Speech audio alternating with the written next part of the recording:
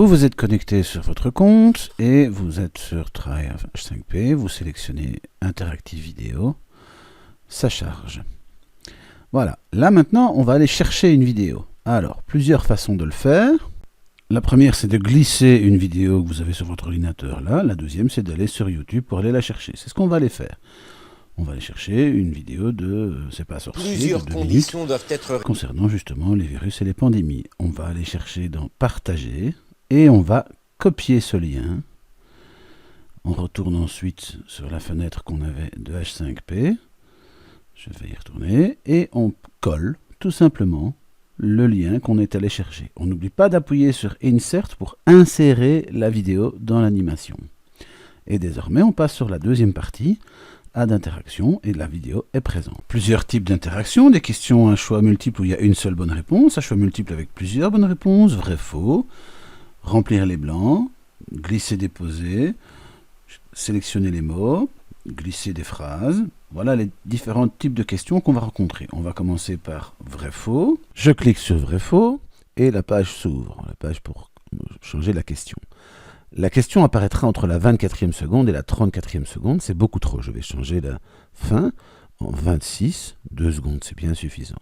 Je vais ensuite cliquer sur pause vidéo pour que la vidéo s'arrête au moment où la question est posée. Display as, ça concerne la présentation de cette question. Soit elle apparaît comme un bouton sur lequel je vais cliquer, soit elle apparaît comme une question complète, un poster, une affiche. Je vais lui donner un nom. Je vais changer son titre, vrai ou faux. Et je vais poser ma question. Ma question, qui est une proposition, c'est toutes les maladies sont des pandémies. Je choisis la réponse, vrai ou faux, et puis je clique sur Done pour voir ce que ça va donner. Et là, vous avez ce bouton qui est apparu, bien écoutez. Quand je cliquerai dessus, la fenêtre s'ouvrira. La fenêtre qui contiendra la question et vrai ou faux à choisir.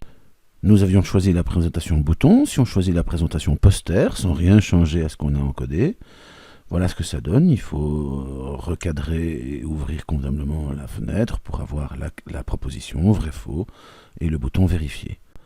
Remarquez sur la barre de progression de la vidéo qu'il y est apparu maintenant un petit rond. Chaque question que vous allez ajouter, le petit rond apparaîtra à l'endroit où vous avez posé votre question. Premier scénario. Une personne est infectée par le virus H5N1. Les virus de la grippe, on l'a vu, ont la fâcheuse manie de muter. On peut donc imaginer que ce virus mute et que suite à cette mutation, il se multiplie. Nous avons ajouté une question vrai-faux, ajoutons une question single choice set. Si vous cliquez dessus, première chose à faire toujours, voir par rapport au temps. Nous sommes bien entre la 42e et la 44e seconde. Moi je mets 43. Stop vidéo, poster ou bouton. Je vais rester sur bouton. Le label, c'est le nom du bouton. Le titre, ça va être ma question. Et quand vous allez avoir les alternatives, la première alternative sera la bonne réponse. Et les autres alternatives que vous pouvez ajouter, vous pouvez en mettre autant que vous en voulez, mais pensez à la présentation que ça ne soit pas trop chargé. La première alternative, c'est la bonne réponse. Et je peux ajouter avec Add alternative d'autres alternatives par la suite. J'ai ajouté d'autres alternatives. Au même endroit de la vidéo, je peux aussi ajouter d'autres questions et avec d'autres alternatives. Donc, je peux ajouter des questions et des alternatives au même endroit, autant que j'en ai envie. Quand j'ai terminé, j'appuie sur Done. Et donc, voilà, j'ai mon bouton muté, que vous voyez en plein centre. Vous remarquerez aussi que sur la barre de progression, il y a un deuxième petit rond. Si je veux en mode affiche, eh bien, je n'ai qu'à changer affiche. Là, vous voyez que comme je n'avais pas de question, j'ai oublié de la supprimer. Je vais la supprimer par la petite croix. Je vais confirmer que je ne veux qu'une seule question à cet endroit. Et après, j'appuie sur Done. Et donc maintenant, j'ai le mode affiche. Je vais bien recadrer cela. Il me suffira, ou il suffira à l'élève de cliquer sur la réponse qu'il pense être la bonne pour savoir si c'est la bonne sans avoir besoin de vérifier. Mieux. S'il se multiplie mieux, il devient plus contagieux. Ce virus, qui se multiplie mieux, va encore subir une... Voyons maintenant un autre type de question, le type remplir les blancs. Je vais cliquer dessus, la page s'ouvre. Première chose à faire, s'occuper du temps. 52 secondes à 54 secondes. Mettre en pause. Choisir aussi le mode affiche. Donner un nom à ce bouton. Ce sera texte à trous. La tâche, c'est complète les blancs. Et pour ces blancs, c'est très simple. Tous les mots que vous voulez qui disparaissent, qu'ils soient soit des blancs à remplir, soit des mots à glisser dedans, vous les entourez en mettant une étoile avant et une étoile après.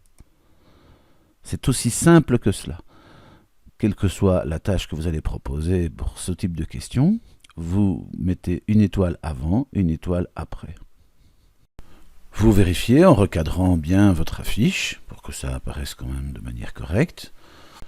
Comme vous pouvez le constater sur la barre de progression de la vidéo, on a 3 petits ronds, donc on a 3 questions pour cette vidéo. 3 moments en pause, au moment desquels on posera des questions. Cet encadrement par des étoiles sera utilisé dans ces 3 types de questions. Remplir les blanches, sélectionner les mots, ou bien glisser des mots ou des phrases. Je vais donc maintenant sauver mon activité H5P. Il y a une erreur quelque part, je ne lui ai pas donné un nom et donc je ne sais pas la sauver. Maintenant je lui donne un nom, je vais la sauver et l'essayer. Je l'ai donc maintenant sauvegardé sur H5P, je vais ne pas oublier avec le petit point rose de l'enregistrer sur mon disque pour pouvoir l'intégrer dans Moodle ou dans WordPress. Dans une partie 2 sur la vidéo interactive, je vous montrerai comment on peut faire aussi un feedback en fonction du résultat des enfants.